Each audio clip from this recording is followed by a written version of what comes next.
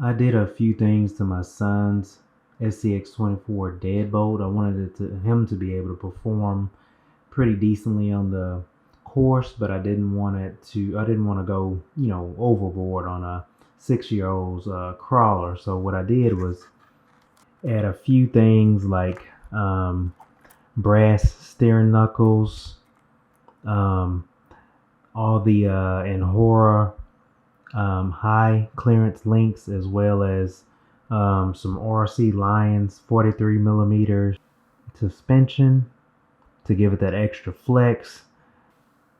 I added the Injora wheels here with the smaller Super Swamper tires, which look really good and simple on this vehicle.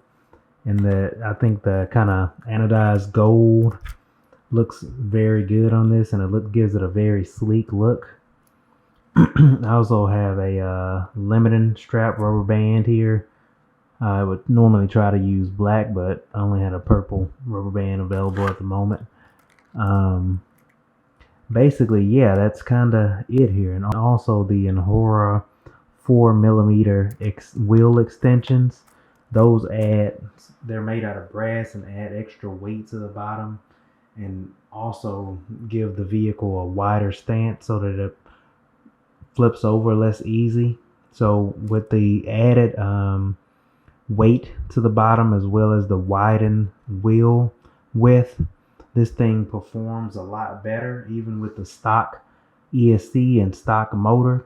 So if you're just looking for some simple cost-effective upgrades, those few things I just listed above will give your SCX vehicle a lot better performance without breaking the bank.